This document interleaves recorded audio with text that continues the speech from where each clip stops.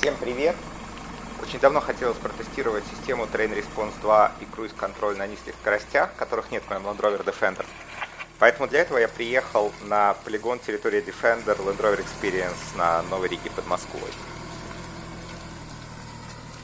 У автомобилей, оборудованных этой системой, в режиме выбора Terrain Response появляется режим авто, который, согласно описанию Land Rover, выводит возможности предыдущей версии на новый уровень.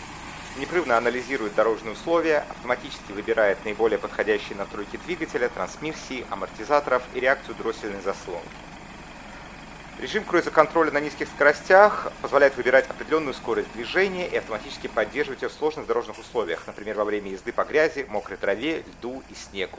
Работая по принципу круиз-контроля, система активируется на скорости от 1,8 до 30 км в час, позволяя водителю сосредоточиться на маневрах и поиске оптимальной траектории при определении препятствия.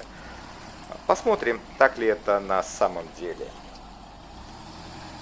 Выставляем режим авто, включаем круиз-контроль на низких скоростях, и машинка начинает достаточно бодренько ползти по полигону, периодически задумываясь, в какой момент ей нужно добавить немножечко момента на колесах.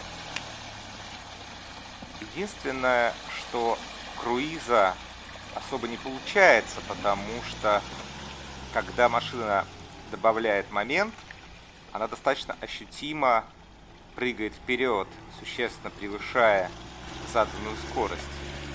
И это очень хорошо заметно и не всегда приятно, когда ты находишься за рулем.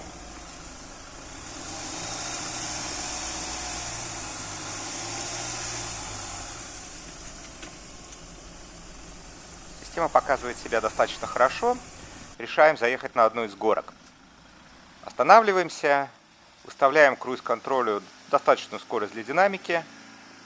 Машина берет старт и останавливается.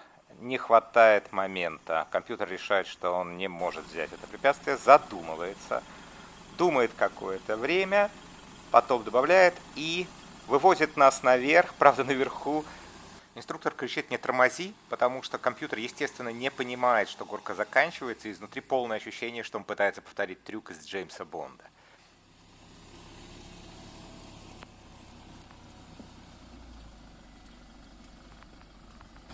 Едем на другую горку, поменьше, но с более крутым уклоном, и ситуация меняется. Компьютер не может на нее заехать.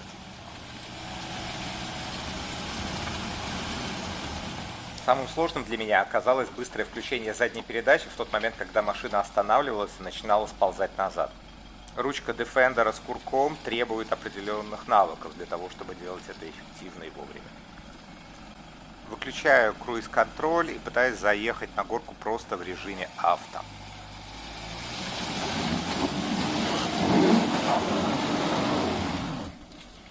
Судя по оборотам двигателя, режим мощно перебарщивает с крутящим моментом, который подается на колеса.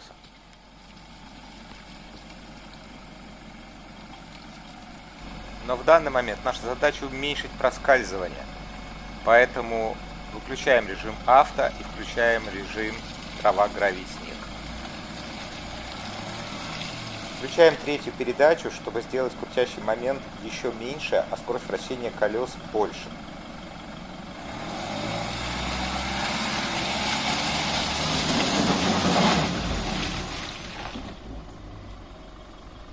Именно по этой причине основной программой для прохождения этого полигона инструкторы Land Rover Experience выбирают программу «Трава, гравий, снег», а не программу «Авто», которая очень сильно перебарщивает с крутящим моментом на колесах.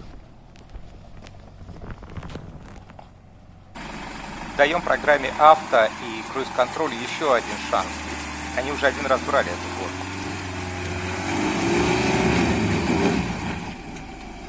Но замыленная резина и ставшая более скользкой грязь не дают компьютеру никаких шансов. Переключаемся «Трава, гравий, снег», третья передача.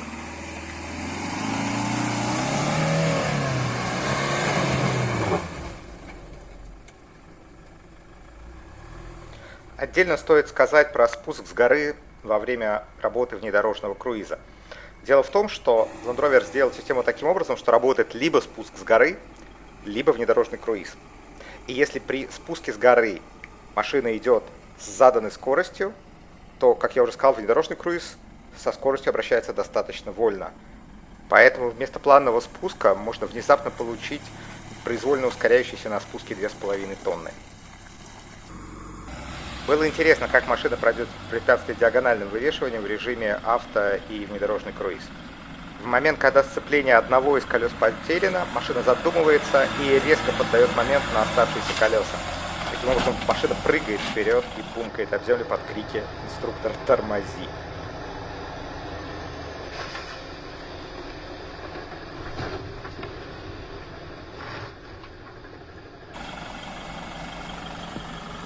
Окей, то, что горка закончится, компьютер не знает. Но то, что колеса у машины висят в воздухе, компьютер знает. И таким образом с моментом нужно быть поаккуратнее. Но программа настроена именно таким образом. Когда сомневаешься, давай момент на колеса.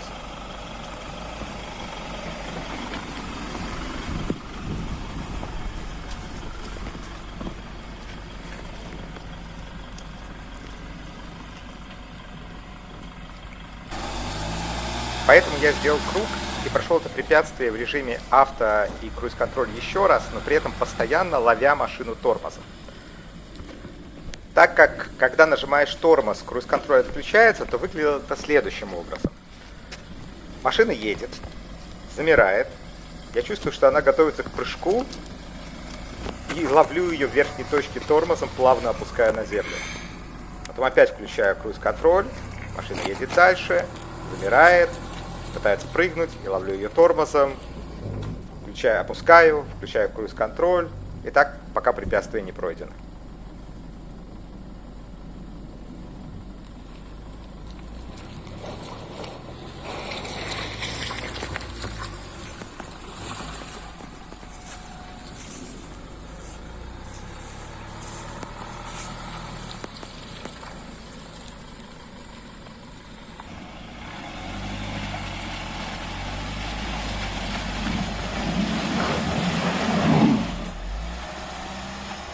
Смог отказать себе в удовольствии взять эту горочку без разгона, просто чтобы убедиться, что программы Terrain Response действительно работают. Последняя на сегодня попытка режима авто и круиз-контроля взять маленький брустер по скользкому покрытию. Нет, не работает. Включаем привычную нам траву, гравий, снег и вперед.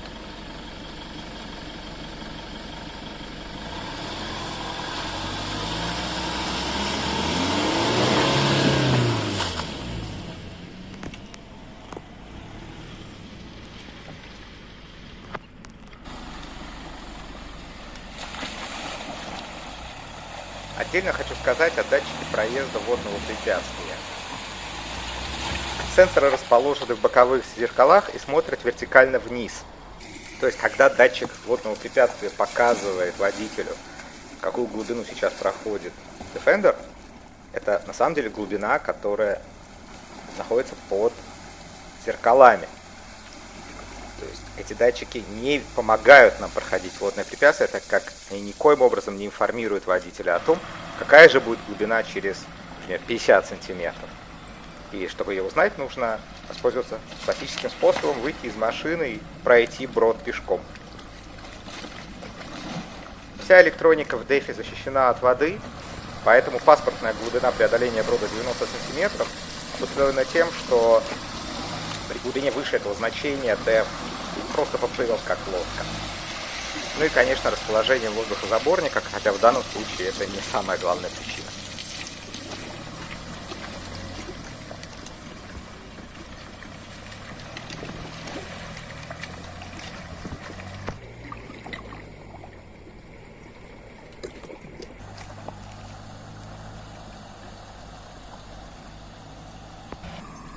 Время подвести итоги.